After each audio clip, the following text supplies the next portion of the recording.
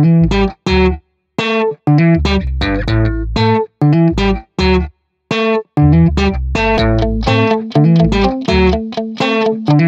అండి అందరికీ welcome back to Raji Telugu channel అండి.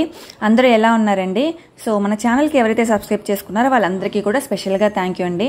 మీ అందరికీ సమ్మర్ హాలిడేస్ అనేవి ఎలా వెళ్తున్నాయి? మా సమ్మర్ హాలిడేస్ ఒక చిన్న ట్రిప్తో స్టార్ట్ అయింది. వైజాగ్ వెళ్ళామన్నమాట. ఆ జర్నీ అన్నది నేను మీతో షేర్ చేసుకుంటాను. ఫస్ట్ వైజాగ్ ఎలా వెళ్ళామన్నది చెప్పేస్తాను. మా ఊరు నుంచి వైజాగ్ అన్నది బై రోడ్ 2 అవర్స్లో వెళ్ళిపోవచ్చు. మా ఊరు అంటే మా మమ్మీ డాడీ వాళ్ళ ఊరు అనమాట. సమ్మర్ హాలిడేస్కి మా పిల్లల్ని వాళ్ళ అమ్మమ్మ తాతయ్య గారి వాళ్ళ ఇంటికి తీసుకెళ్ళాను అనమాట.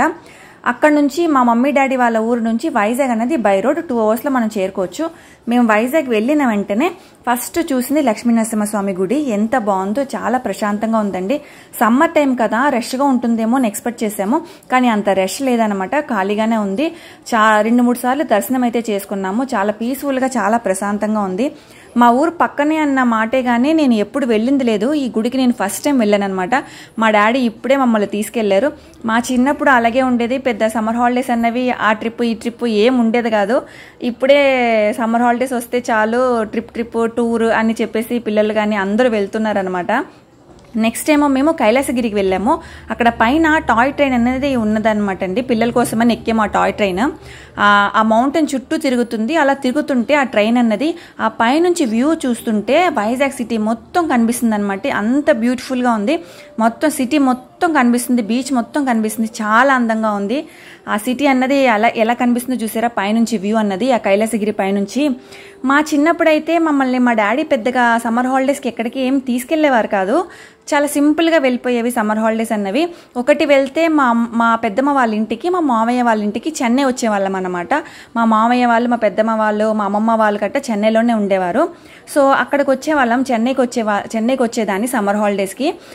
అమ్మ డాడీ తీసుకొచ్చి డ్రాప్ చేసేవారు. ట్రైన్లో వచ్చేదాన్ని. ఎంత హ్యాపీగా ఉండేదో. మా చిన్నప్పుడు అది ఒక ట్రైన్ జర్నీ అంటే అదొక ఎగ్జైట్మెంట్, అదొక హ్యాపీగా ఉండేది. చాలా హ్యాపీగా ఉండేది.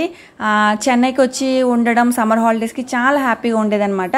కానీ నేనే చెన్నైలో సెటిల్ అవుతాను, నా పిల్లల్ని మా ఊరికి నేను తీసుకెళ్తాను, మా అమ్మ వాళ్ళ ఇంటికి నేను తీసుకెళ్తానని చెప్పేసి నేను ఎప్పుడు ఎక్స్పెక్ట్ చేసింది లేదు. కానీ ఇలా రివర్స్ అయ్యింది. ఇప్పుడు నేను చెన్నైలో సెటిల్ అయ్యాను, మా హస్బెండ్ చెన్నైలో జాబ్ చేస్తున్నారు.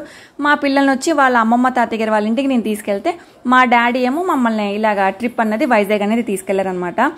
మా చిన్నప్పుడు అయితే మా డాడీ ఆ పక్కన రాజమండ్రి అని, కాకినాడ అని ఇలా ఏదైనా చిన్నది ఒకసారి తీసుకెళ్లేవారు.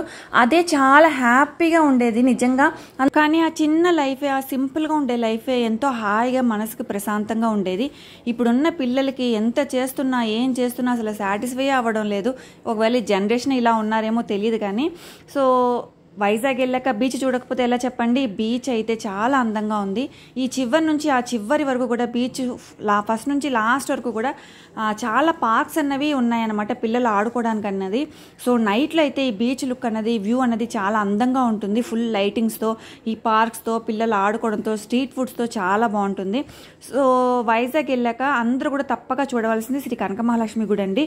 వైజాగ్ వెళ్ళి ఎవరైనా చూడని వాళ్ళు మిస్ అయ్యి ఉంటే కనుక తప్పకుండా ఈ అమ్మవారిని దర్శనం చేసుకోండి. ఒక చిన్న క్లిప్స్ అన్నది నేను యాడ్ చేస్తాను, మ్యూజిక్తోనే వినండి. థ్యాంక్ యూ అండి. బాయ్ అండి. ఇంకొక మంచి వీడియోతో కలుద్దాం. అంతవరకు బాయ్ అండి.